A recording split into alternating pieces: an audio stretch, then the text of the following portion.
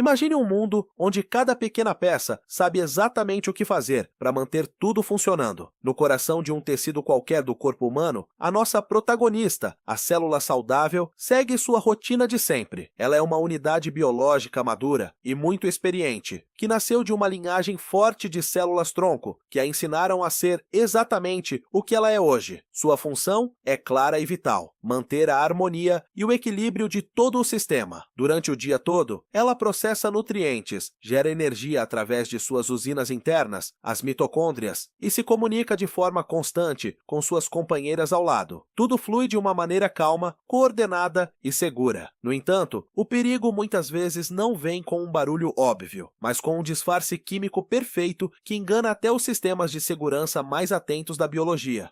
O vírus se aproxima. Ele é um patógeno astuto, um verdadeiro mestre do disfarce que circula pelo microambiente tecidual em busca de uma única falha. Ele não parece um inimigo à primeira vista, pois não utiliza a força bruta para tentar entrar. Na sua superfície externa, ele carrega proteínas que imitam com perfeição o que a célula considera amigável e essencial para o seu funcionamento diário. É o momento mais crítico dessa invasão silenciosa. O invasor utiliza suas espículas, que funcionam como chaves falsas feitas sob medida. Elas se encaixam nos receptores da membrana plasmática da nossa protagonista com uma precisão que chega a ser assustadora. Para a célula saudável, aquele toque molecular parece algo seguro e muito familiar. Ela reconhece o sinal químico falso e, seguindo sua natureza de cooperação e confiança, permite que os portões de sua membrana se abram. Assim que o invasor atravessa a barreira protetora da membrana, a máscara do vírus cai definitivamente. O que começou como um contato sutil e aparentemente amigável se transforma em uma entrada hostil e destrutiva. Já dentro do citoplasma, que é aquele fluido que preenche todo o interior celular, o caos começa a se instalar de forma rápida. O cápside viral, a estrutura que protege o código genético do invasor, se rompe totalmente. Agora, as instruções malignas do patógeno estão soltas e começam a tomar conta de tudo o que encontram pela frente. É um sequestro completo do maquinário da vida. O núcleo e os ribossomos, que deveriam estar fabricando ferramentas e proteínas para a saúde do corpo, agora são forçados a produzir peças para o inimigo.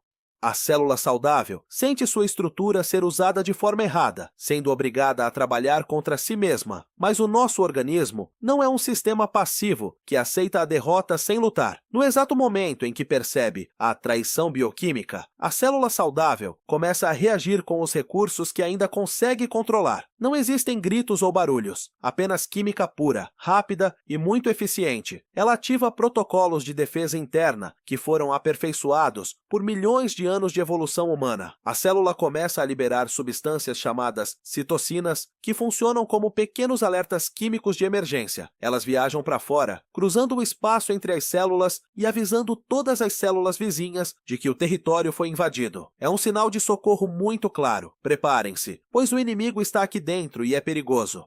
Ao mesmo tempo, ela tenta uma medida desesperada, o início do processo de autofagia. Ela tenta usar suas próprias enzimas para digerir e destruir o vírus antes que ele consiga completar seu ciclo e se espalhar pelo resto do tecido. É uma corrida intensa contra o relógio no nível mais íntimo da nossa existência. Existe algo de muito justo e ao mesmo tempo triste nessa inteligência microscópica que nos mantém vivos todos os dias. A célula saudável não luta apenas pela própria sobrevivência ou para se manter inteira. Ela entende, de uma forma puramente biológica e profunda, que o seu sacrifício individual é muito melhor do que a destruição de todo o organismo. Se ela precisar se destruir para impedir que o vírus se multiplique e ataque o resto do corpo, ela fará isso sem qualquer hesitação. É uma forma de justiça poética, onde a parte se sacrifica pelo todo, mantendo viva a esperança de que o sistema maior sobreviva a esse ataque. A grande dúvida que fica agora é se esse sinal de alerta químico será rápido o suficiente para atrair a ajuda necessária. O vírus trabalha em uma velocidade incrível, tentando criar novas cópias de si mesmo antes que as defesas pesadas do corpo apareçam para o combate. O tempo biológico está correndo e a tensão em todo o tecido é quase palpável. Será que as citocinas vão alcançar o sistema imunológico a tempo de evitar um desastre maior? Antes de continuarmos, inscreva-se no canal e diga-nos nos comentários onde você está assistindo. A batalha para salvar o organismo está apenas começando e o futuro da célula saudável depende agora de reforços que ainda não chegaram. Enquanto os novos vírus se agrupam dentro dela, o sinal de alerta continua se espalhando, buscando desesperadamente pelos defensores do nosso corpo. Para entender a gravidade do que está acontecendo agora, é preciso olhar para trás e compreender como tudo isso foi construído. A nossa protagonista, a célula saudável, não apareceu por acaso. Ela é o resultado de uma jornada longa que começou com a célula-tronco, sua grande progenitora. Imagine a célula-tronco como uma semente cheia de possibilidades, capaz de se transformar em qualquer tecido. Através de um processo chamado diferenciação, a nossa célula recebeu sua identidade definitiva. Durante essa fase, o código genético, o DNA guardado no núcleo, funcionou como um mestre de obras. Ele leu as instruções certas, ativou os genes necessários e deu à célula as ferramentas para que ela se tornasse uma especialista em seu tecido. Esse nascimento definiu sua missão: manter o organismo funcionando perfeitamente. O cotidiano no citoplasma era pura ordem. Antes do invasor, a harmonia parecia inquebrável. O trabalho mais importante acontecia nas mitocôndrias. Elas são as usinas da célula, que transformam oxigênio e nutrientes em ATP. Esse ATP é a moeda energética, o combustível que permite que cada pequena engrenagem molecular se mova. Imagine essas usinas trabalhando dia e noite para que nunca falte força. Enquanto a energia era produzida, o maquinário de síntese trabalhava no ritmo certo. Os ribossomos liam as mensagens que vinham do núcleo e construíam proteínas essenciais, como operários, em uma linha de montagem de alta precisão. Toda essa produção precisava ser organizada e entregue. E era aí que entrava o complexo de Golgi. Ele funcionava como o centro logístico e de distribuição. Tudo o que era fabricado passava por ali para ser conferido, etiquetado e empacotado em pequenas bolsas chamadas vesículas. Essas vesículas viajavam pelo citoplasma como caminhões em uma rodovia, levando suprimentos para onde fossem necessários. Algumas ficavam dentro da célula para reparos internos, enquanto outras eram enviadas para a membrana plasmática para serem liberadas para o exterior. Esse sistema de transporte garantia que nada ficasse parado e que cada parte do tecido recebesse o que precisava para continuar saudável. A vida social da célula saudável também era intensa. Ela não vivia isolada, mas em uma comunidade de células vizinhas que dependiam umas das outras. Através das junções comunicantes, elas trocavam mensagens químicas e nutrientes. É uma rede de solidariedade biológica onde o bem-estar de uma garante a sobrevivência da outra. Se uma célula recebia um sinal de que o corpo precisava de mais esforço, ela passava essa informação adiante. Essa inteligência coletiva permitia que o tecido se comportasse como um único organismo, reagindo a estímulos e mantendo a homeostase mesmo diante de pequenas variações no ambiente externo. Porém, manter essa estrutura exige um preço alto. Com o tempo, a célula saudável enfrentou os efeitos do desgaste natural, o estresse oxidativo. No processo normal de gerar energia, as mitocôndrias criam subprodutos chamados radicais livres. Essas moléculas são instáveis, agindo como minúsculos estilhaços que bombardeiam a membrana plasmática e as organelas.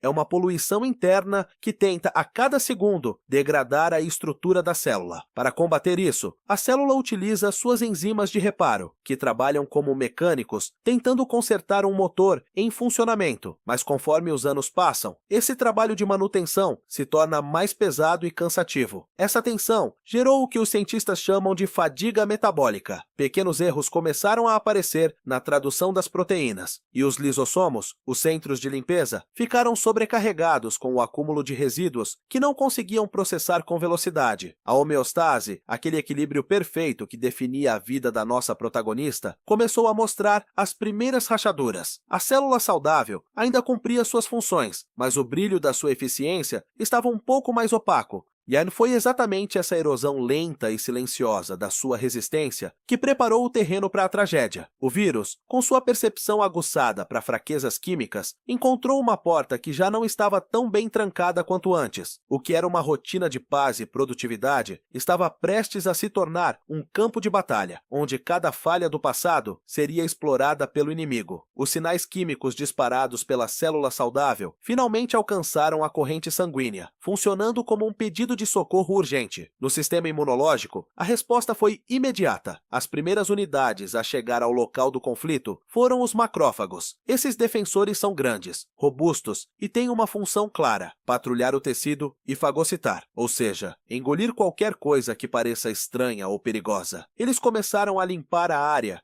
removendo detritos e capturando alguns dos vírus que tentavam se espalhar para as células vizinhas. Mas o problema real ainda estava escondido dentro da nossa protagonista, onde o maquinário celular continuava sendo usado para fabricar novos invasores. Para resolver essa situação, era necessária uma intervenção mais específica. Foi aí que entraram em cena os linfócitos T, as tropas de elite especializadas em identificar células infectadas. A célula saudável, apesar de estar sob controle do vírus, ainda mantinha uma pequena parte da sua autonomia biológica. Usando o resto das suas forças, ela realizou um ato final de resistência. Ela pegou pequenos pedaços das proteínas virais que estavam sendo produzidas no seu interior e os transportou até a sua superfície. Lá, a Nela os exibiu usando uma estrutura chamada Complexo Principal de Histocompatibilidade, ou MHC. Para o sistema de defesa, esse gesto foi como se a célula estivesse segurando uma placa de identificação, confirmando que o inimigo estava ali dentro. Quando um linfócito T se aproximou da membrana plasmática, ele reconheceu instantaneamente a assinatura do invasor no MHC. O contato foi rápido, mas decisivo. Não houve erro na identificação. O linfócito T enviou sinais químicos poderosos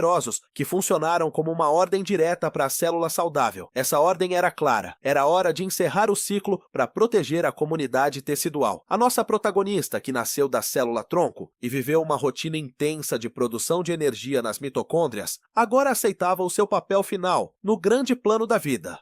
O processo que se seguiu é um dos mecanismos mais impressionantes do corpo humano, a apoptose. Diferente de uma morte acidental, que causaria inflamação e danos ao redor, a apoptose é uma morte celular programada e extremamente organizada. Dentro da célula saudável, enzimas específicas começaram a desmontar as estruturas internas de forma controlada. O núcleo, que guardava o DNA, foi fragmentado. As organelas foram empacotadas em pequenas bolsas de membrana. Durante todo esse tempo, a célula encolheu, evitando que o conteúdo infectado vazasse para o exterior. Dessa forma, o vírus ficou preso em uma estrutura que não permitia mais a sua replicação. Sem o suporte das enzimas da célula e sem energia vinda do ATP, o ciclo do invasor foi interrompido de maneira brusca. Os macrófagos, que continuavam na área, e rapidamente se aproximaram para consumir esses restos celulares empacotados. Eles limparam o local com uma precisão cirúrgica, garantindo que nenhum resquício da infecção sobrasse para causar novos problemas. A purificação do tecido estava completa e a ameaça que parecia invencível foi neutralizada pelo sacrifício coordenado da biologia. Com a ameaça removida, o tecido iniciou o seu processo de recuperação. As células vizinhas, que haviam sentido a tensão e recebido os alertas durante o combate, perceberam o espaço vazio deixado pela protagonista. Esse vazio não permaneceu por muito tempo. Ativadas por sinais de crescimento, as células ao redor começaram o processo de mitose. Elas duplicaram seu material genético e se dividiram, criando uma nova célula jovem, idêntica em função e vigor àquela que se foi. Esse novo elemento ocupou o lugar no tecido, restabelecendo a barreira e garantindo que o transporte de nutrientes e a produção de energia continuassem sem interrupções. O que vemos nesse nível microscópico é um reflexo do que mantém todos nós vivos a cada segundo. A biologia humana não é um sistema estático ou perfeito, mas sim um ciclo constante de perdas, combates e reconstruções silenciosas que acontecem longe dos nossos olhos. A saúde do nosso corpo depende dessa capacidade incrível de renovação. A vida não é a ausência de conflitos, mas a incrível capacidade de nossas células de encontrar o equilíbrio em meio ao caos invisível.